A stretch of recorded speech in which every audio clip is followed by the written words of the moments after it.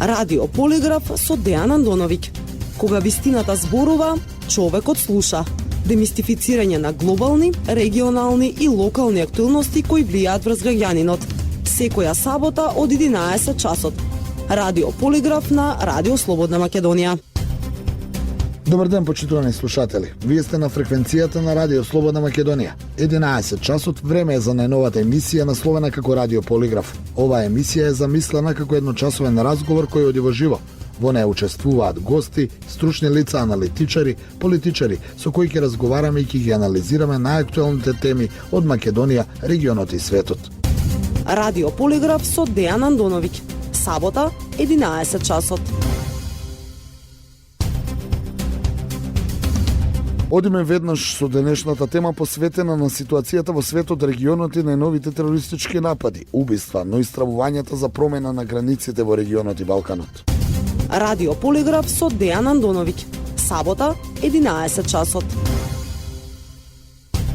Токму така, денеска на оваа тема во студиото е мојот колега и авторот и новинар Миленко Неделковски, еден од автор на емисијата која е најмногу гледана во македонскиот медиумски простор. Го поканив Миленко Неделковски пред се поради фактот што оваа тема која треба да ја разговараме, веројатно нема некој поквалификуван од барем во Македонија. Миленко, добар ден.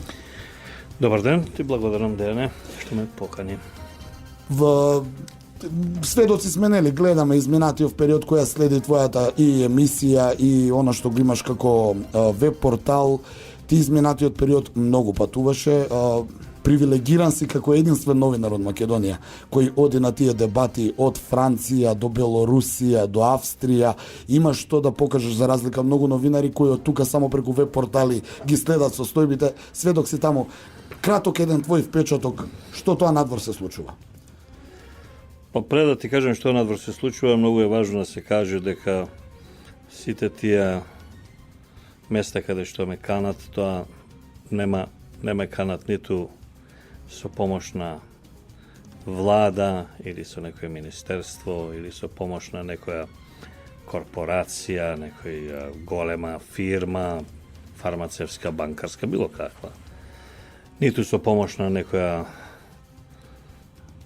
безобразно богата невладина организација, ништо. Тоа се сите покани се од организатор директно за мене. Значи на име, нема тука. Тоа е број 1, број 2. Не се работи за истородни, се работи за различни одења таму. На некој места држам предавање, на некој места учествувам во дебата од неколку мина, на некој места учествувам во дебата, односно во конференции кои траат по 2-3 дена. Што може да се заклучи? Може да се заклучи дека Европа и светот живеат паралелен живот. Значи, како што има паралелна власт во помали и поголеми држави, така има паралелна власт и воопшто, ако земеме на евроазискиот континент. Со тоа што паралелноста не е еднаква, односно едната паралелна Европа или Евроазија е се присутна во мејнстрим медиумите, оние медиуми кои продуцираат, измислуваат и фалсификуваат војни, кризи и така натаму, паѓање на авиони. И другата која не е присутна, меѓутоа е па од друга страна жилава и од друга страна е народна и вистината, и таа е пробува, не би рекол underground, подземно, меѓутоа пробува на друг начин, со алтернатива да дојде до... Па така има најразлични телевизии, као што е примерно Пандора ТВ на Џулието Киеза во Италија, или Компакт магазинот на Даниеле на Јирген Елсесер во Берлин, или што знам на Даниели Генсер во Швајцарија, во Базел, неговиот истражувачки институт, па прават, значи, еден паралелен пристап за да може да дојдат. Сега, тој паралелен пристап наидува на огромна заинтересираност кај нормалните луѓе. Ја секаде кај што сум гостувал има многу луѓе кои доаѓаат во Франција барем 3 пати да се ме вика. И секогаш се тоа пуни сали, знаеш, ке речеш одиш во Париз, што тамо дошол некој Миленко од Македонија, меѓутоа тоа секогаш преполно и луѓето се заинтересирани. Она што е јасно е дека се сите свесни дека постои огромна криза. Не е тоа криза на овие мигранти, тоа е криза на морал. Тоа сакав, само ние имавме среќа што твојата релевантност као новинар надвор, да те покануваат на тие, бидејќи тоа е сепак привилегија и минул труд. Сепак ни дозволи преку твојата емисија, ти што ги имаш како емисии, да видиме дека постои другата страна. Ние овдека, еве јас искрено како новинар, за многу овие новинари не сум слушнал, па случајно тоа и ми беше провокацијата денес да те поканам, бидејќи гледаме дека Италија има и онаква Италија, дека Франција има и ваква Франција. Така е, да. И ова околу моралот сакав да продолжиш со тоа дека има голема криза на морал? Да, ќе продолжам, еве, например, во мојата последна емисија што одеше на Канал 5 телевизија со католичкиот свештеник, значи мене многу луѓе ми придоа прв пат дознаа дека Ватикан е формиран од Мусолини. Тоа никој жив не знае. Да, и јас лично. Значи, Ватикан е формиран од Мусолини, не постоел Ватикан пред тоа. Постоела папска држава. И не бил толкацок мал Ватикан. Да. Постоела папска држава, па која е после потоа пропадната за да влезе да се направи Италија. Италија е стара исто колку и Соединетите американски држави, значи 250 години. Значи е нешто помлада од клозетите на нашите сонародници по селата. И кога ќе, да кажеме, никој не знаел дека е забрането во католичките цркви да се проповеда, пее и миси да се прават на латински јазик. Да, тоа исто така беше факт И значи тоа е онака. Јас сега малку ми е глупаво да кажам, ама е некако просветителско тоа. Се за морало да се вратиме. Дека е всушност криза на морал, однесување и вредности, криза практично војна против идентитетот на луѓето, народите и нациите. Оти ти ако го удриш идентитетот на некого, еве нема зборуваме за Македонија, идентитетот на португалците, да кажем, или на чесите, ти автоматски си удрил по целата нивна оставштина и си удрил по сите нивни традиции. Празници, верски празници, навики, однесување, фамилија, фамилиарни ручеци има, нема, сабота, недела, излегување, зоолошка градина, било што. И стануваме глобално исти, сите и немаме стануваме, да, стануваме робови. И за тоа се свесни. И исто така, значи, оние, како да кажам, доминантни колонијални сили, како што е Франција и Англија, се свесни, сега ќе кажам после и за колонијална и доминантна сила како Русија, меѓутоа Франција и Англија, се свесни дека не може да го вратат времето. Јас имам тамо контакти, имам безмалку лична, не безмалку, него имам лични релации со, да кажеме, фамилијата Ле Пен и така натаму. Они проповедаат Франција на французите, значи французи како бели и французи како католици, меѓутоа се сите свесни дека тоа не може да го вратат, дека државата им е заробена од неиста боја и неиста религија луѓе. И они се свесни за тоа и која ги прашува за решение, они не го знаат. Практично испаѓа дека идентитетот е веќе на државата уништен, нарушен. Да, исто така е и со Русија. И они се свесни дека колку и да сака да се они да ја возобнова царска Русија, нели? Да. Или ете во најмала рука Советскиот сојуз, дека се тоа процеси кои не можеш да ги вратиш. Значи не можеш да го вратиш, можеш да го придобиеш, може да биде со тебе пријател, меѓутоа не можеш да го вратиш Таџикистан или Узбекистан или Казахстан, да. Не можеш да го вратиш од причина што тие еве како и југословенските држави виделе што е свој на своето. Можеш да направиш економски сојуз, воен сојуз, визи да немаш и така натаму, меѓутоа не можеш да го вратиш времето. Сега, таа, да ја наречем, криза на Русија и не е некоја драма, али оваа криза на Европа, кризата со моралот, кризата со однесувањето е катастрофична и без разлика што овдека нас мејнстрим медиумите ни пропагираат дека, што знам, геј бракови, не знам, истородни, посвојување на деца и така натаму, слободи, не знам, слободно користење на опијати и така натаму и така натаму. Без разлика на тоа, традиционалната Европа, традиционалниот германец, французин, италијан, не сака ништо заедничко да има со тоа. За жал, тој не е присатен во мејнстрим медиумите. Едноставно, медиумите се ставени во служба на некој нов светски поредок, во служба на огромниот капитал, корпорации, невладини, 1, 2, 3 невладини кои го форсираат светот во лош правец, според мене.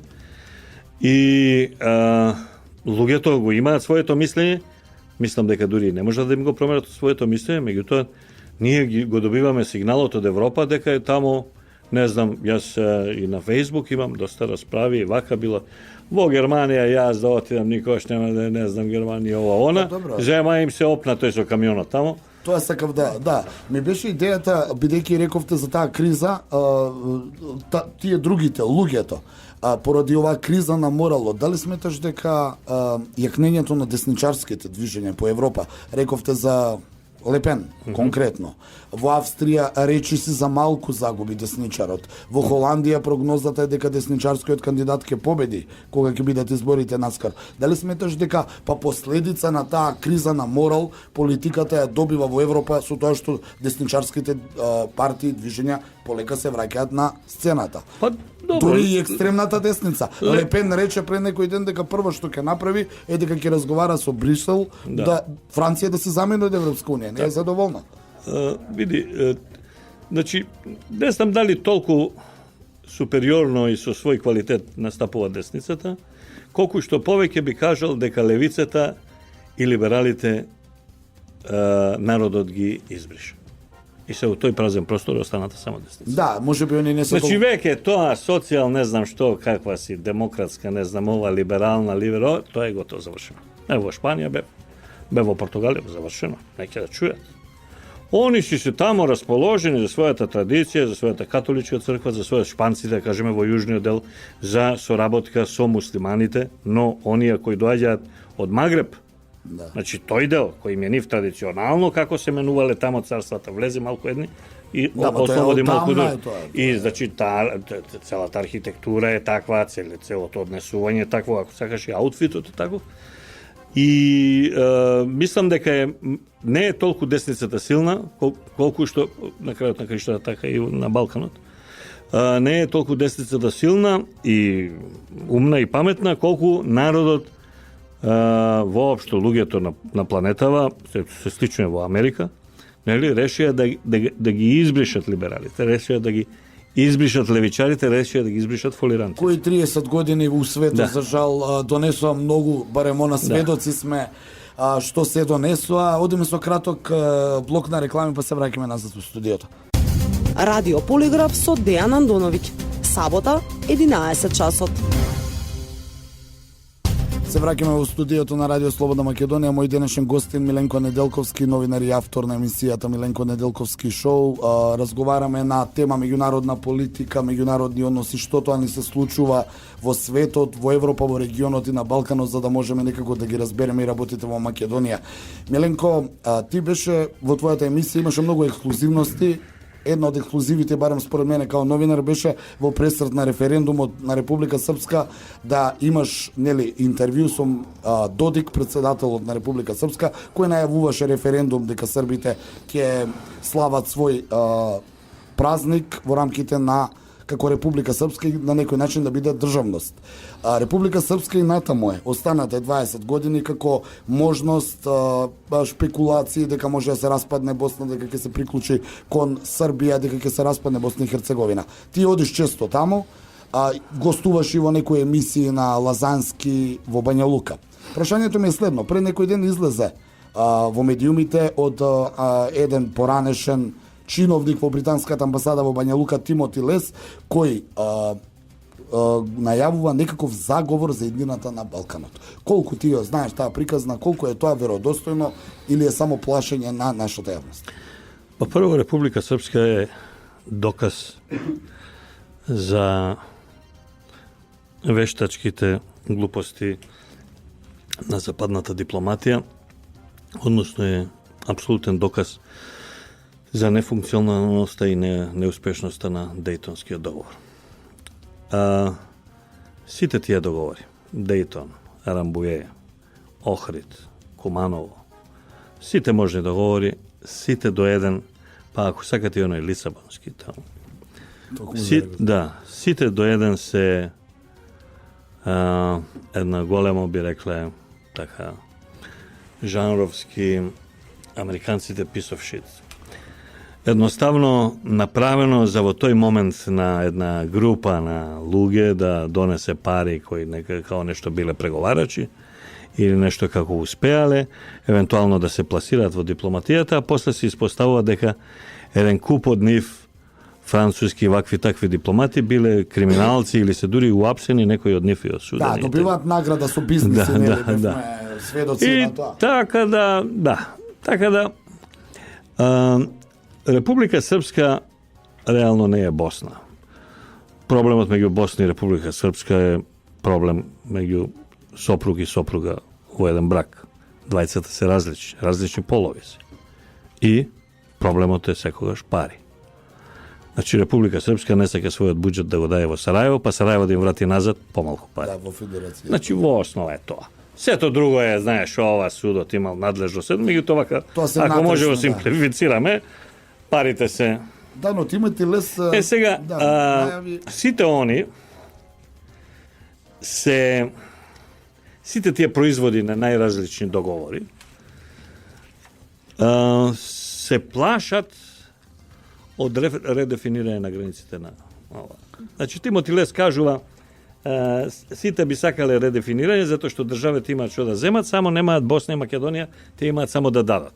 Не е точно, има и Црна Гора да даде. Мислам, одма да. Да, и во неговата теза он кажува дека едниот дел Србија ќе го зема. Така, значи не му проаѓа тоа. На крајот на краиштата не е точно и за Србија, затоа што на Србија сака да ја земат и Војводина. Така да тој дел баш дека а богаме и Санџак виси и овде за властина да не зборим. Добро.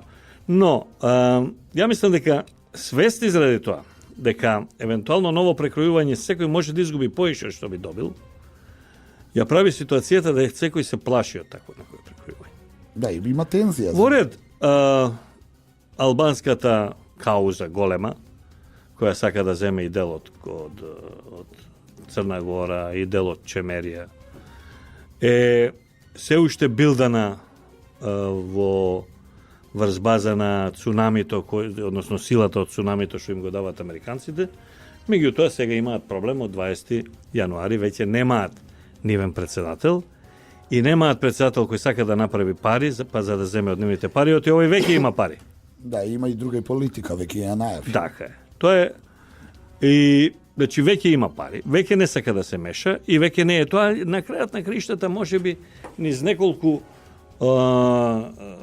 последни случувања што се случува со албанските, да кажеме, партии и лидери во, да го наречеме Западен Балкан, нели да бидеме коректни кон изборниот молк, се гледа интенцијата дека се бара некоја друга солуција, друго решение. Мислам дека Република Српска е уплашена, као што е уплашена и хрватскиот дел околу Мостар, како што се уплашени и босанците. Секој, знаеш, на крај кога ќе направи калкулацијата, сика чекај, можеби ќе добиеме помалку, да кажеме Република Српска можеби ќе стане дел на сила од Босна и Херцеговина или хрватскиот дел. Сметаш, Миленко, дека Босна е оставена намерно да тлее за да го вознемирува овој дел од... Босна е оставена така затоа што нема решение. Или е нерешливо? Тоа не е држава. Тоа никогаш не била држава.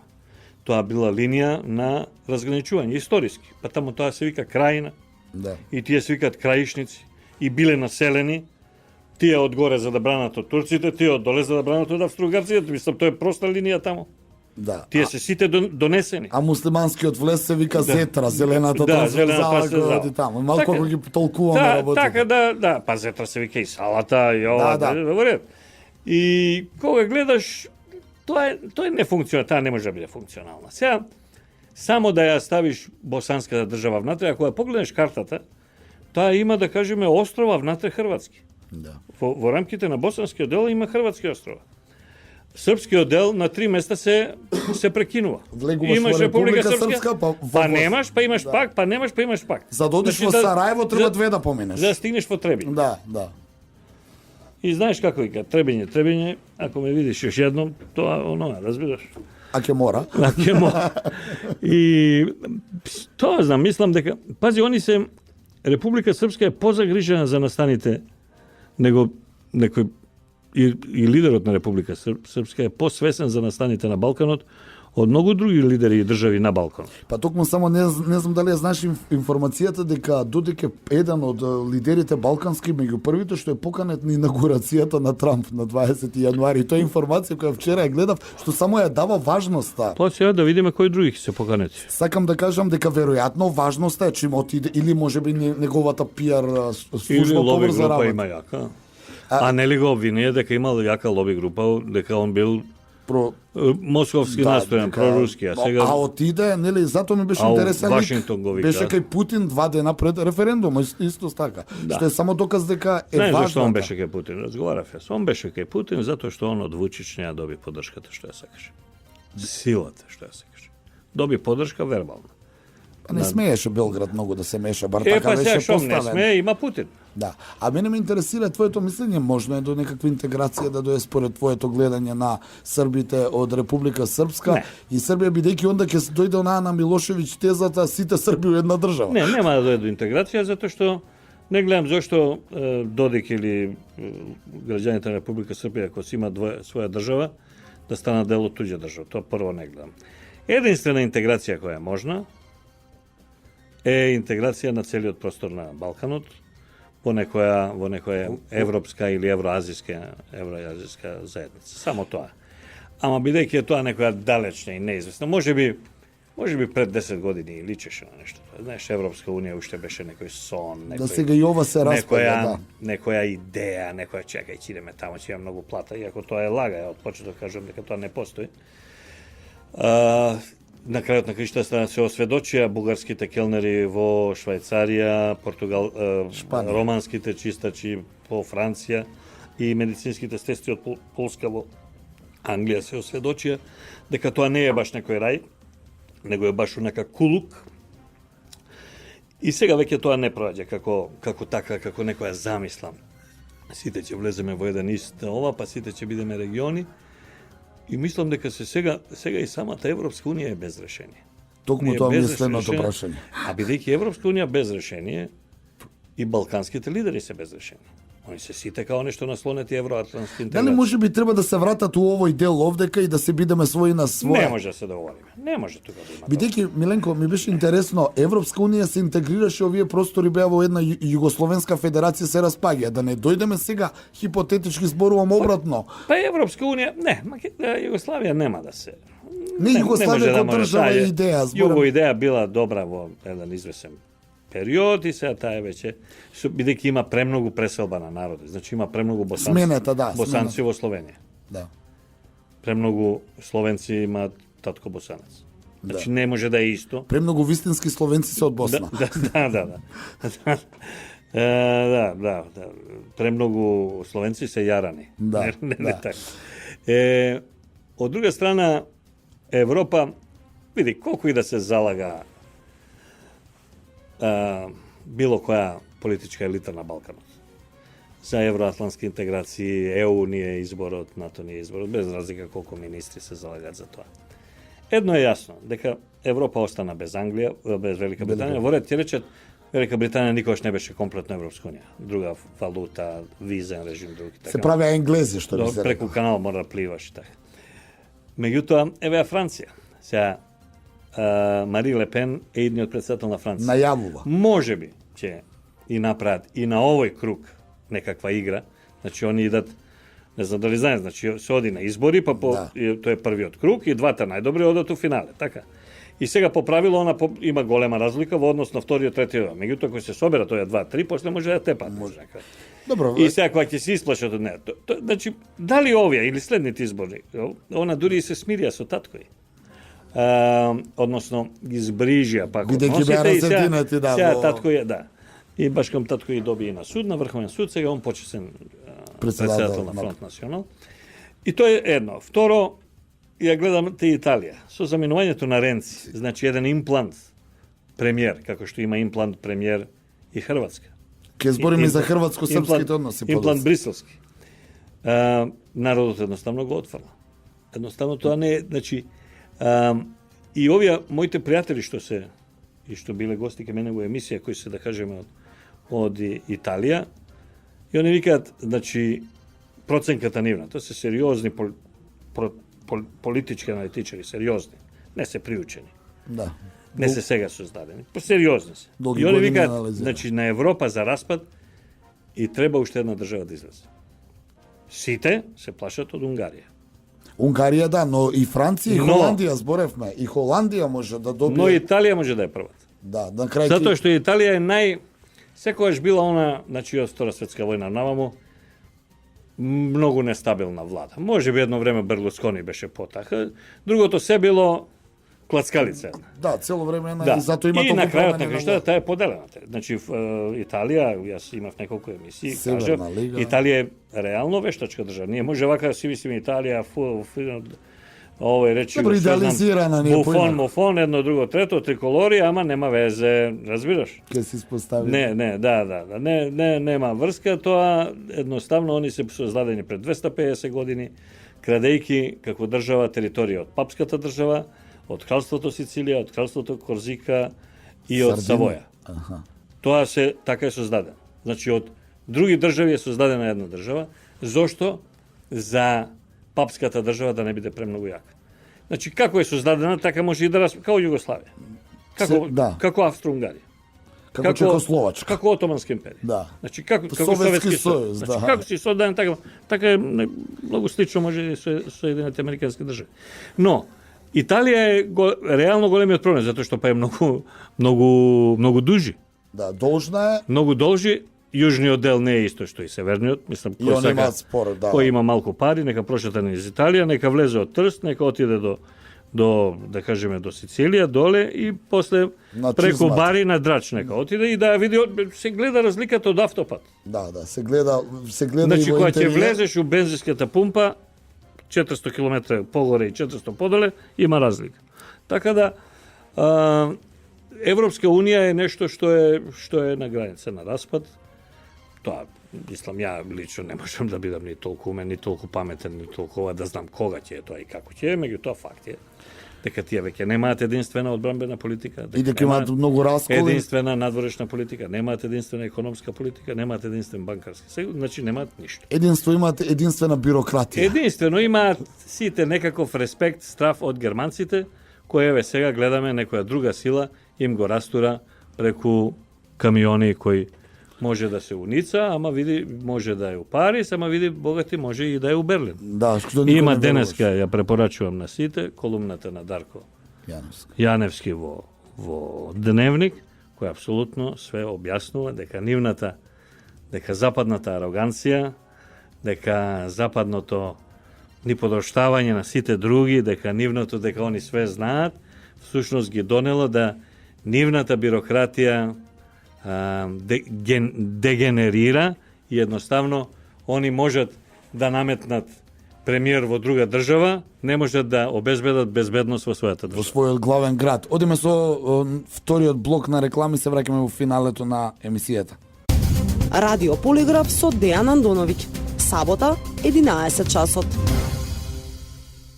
Се враќаме назад во студиото на Радио Слободна Македонија. Мој денешен гост е Миленко Неделковски, колегата Миленко Неделковски. Многу прашања, многу теми за надворешна политика ги отворивме, а немаме толку време. Одма ќе одам со моите две последни прашања да ги заанализираме малку. Сакав, ако останеме на Балканот, да те прашам како го толкуваш последната движење на односите меѓу Србија и Хрватска и она што се случува во Хрватска, бидејќи ги следиме состојбите, будење на некои минати националистички вредности, изјави, наоружувањето гледаме сега дека Србија добива некакво оружје од Русија, Хрватите взимаат некакво оружје од НАТО, како некакво звецкање на оружје, барем мојата генерација посеќа на нивните лоши односи од минатото, што попредизвикаат да зборуваме денеска за Босна и Херцеговина, Република Српска. Дали мислиш дека таа реторика е фингирана или оставштина од минатото?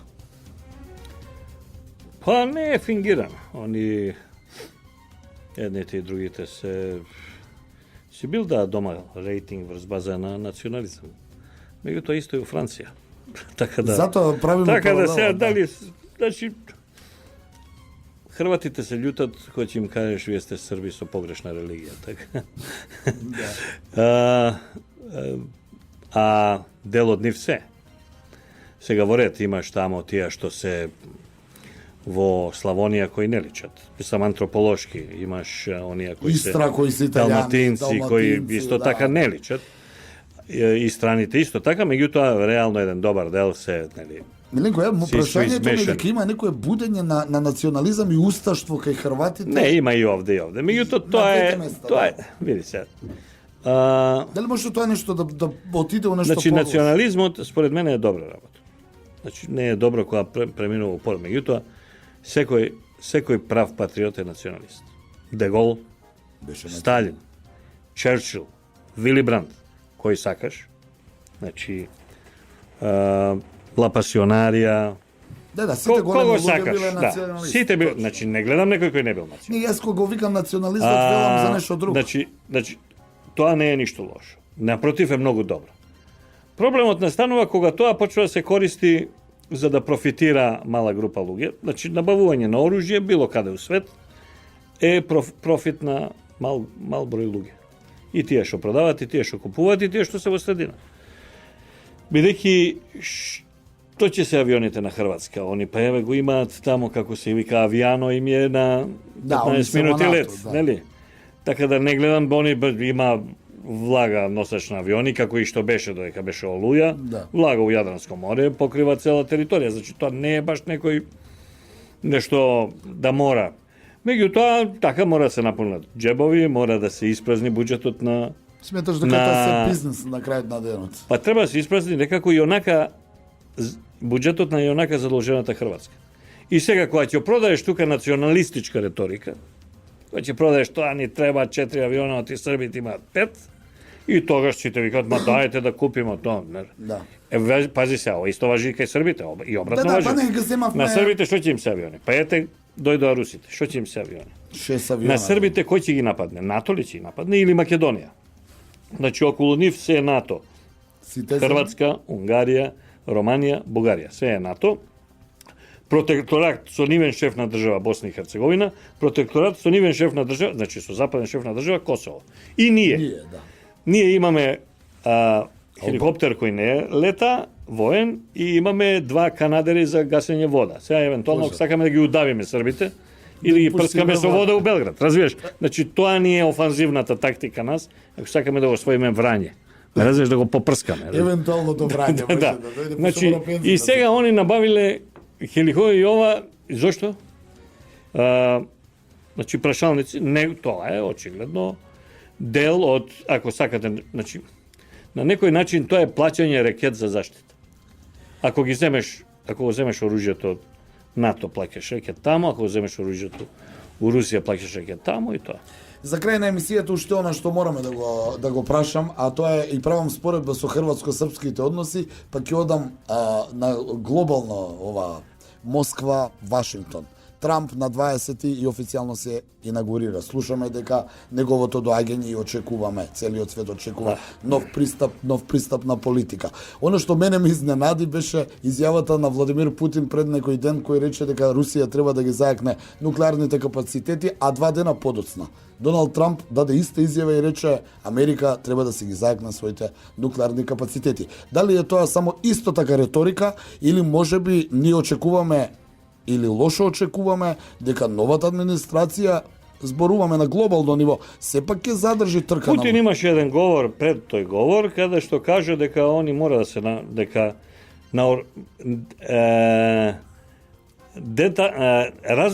разоружувањето ја донела кризата.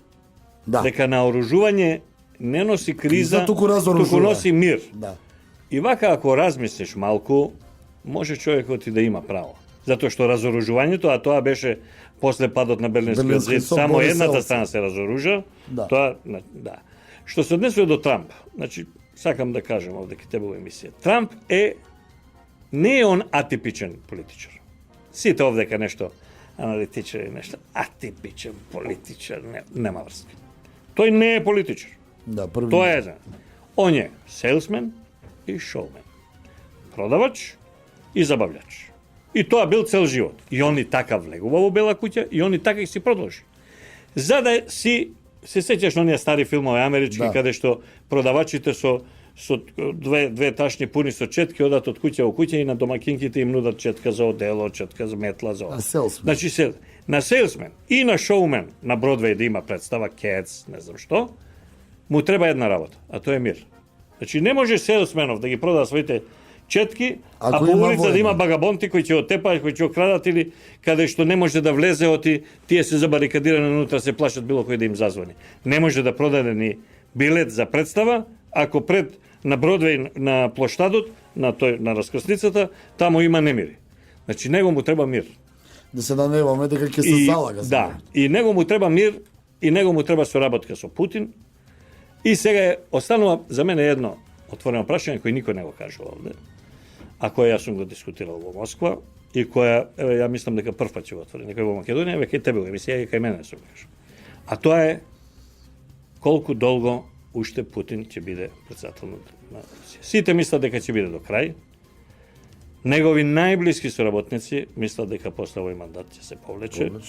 Зошто? Затоа што викат он е old man, он е веќе стар. Значи има два заменика, ниједен од нив не е Медведев.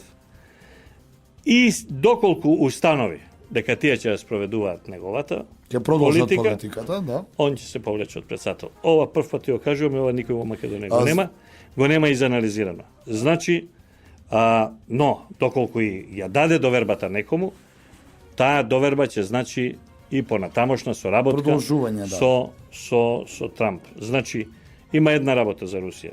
И да не ја заборавиме, и колнењето во Путин исто така не го заборавиме. Ќе кажем на крајот овој имате и за Трамп.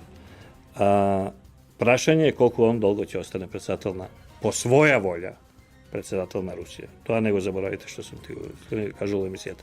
Второ, Трамп, све фино е што тој победи, све фино е што го исчисти Клинтон, се е тоа фино, меѓутоа, јас мислам дека ние треба да бидеме, нормален човек треба да биде предпазлив.